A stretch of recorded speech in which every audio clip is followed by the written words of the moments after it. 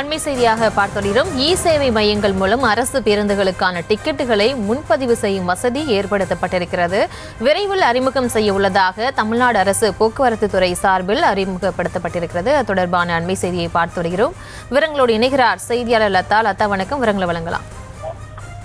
வணக்கம்.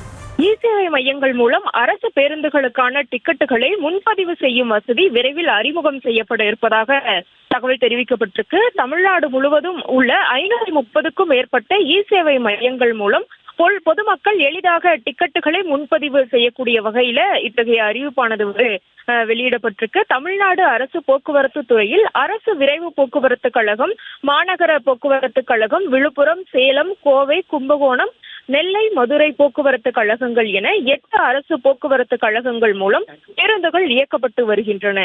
நாள்தோறும் பல்வேறு வழித்தடங்களில் 10,000க்கும் மேற்பட்ட பேருந்துகள் அரசு போக்குவரத்து கழகம் சார்பில் இயக்கப்பட்டு வரக்கூடிய சூழல்ல தொலைதூரம் செல்பவர்கள் எளிதாக டிக்கெட்டுகளை பெறும் வகையில் ஆன்லைன் மற்றும் முக்கிய பேருந்து முனையங்களின் பேருந்துகளில் பயணிக்க டிக்கெட்டுகளை முன்பதிவு செய்யும் நடைமுறையில் இருந்து வருகிறது. இதற்கிடையே கிராமப்புற மக்கள் முன்பதிவு செய்ய வசதியாக தற்பொழுது தமிழ்நாடு அரசு போக்குவரத்து கழகம் சார்பில் இ சேவை மையங்கள் மூலம் பேருந்துகளுக்கான டிக்கெட்டுகளை முன்பதிவு செய்யும் வசதி விரைவில் அறிமுகம் செய்யப்பட இருப்பதாக அறிவிப்பானது வெளியாகி இருக்கு. மேலும் முன்பதிவு செய்த நபர் டிக்கெட்டுகளை ரத்து செய்ய வேண்டுமானாலும் இ சேவை மையம் மூலமாக ரத்து செய்ய இயலும் என்றும் கூட அதிகாரிகள் தகவல் தெரிவித்திருக்கிறார்கள். விவரங்களுக்கு நன்றி லதா.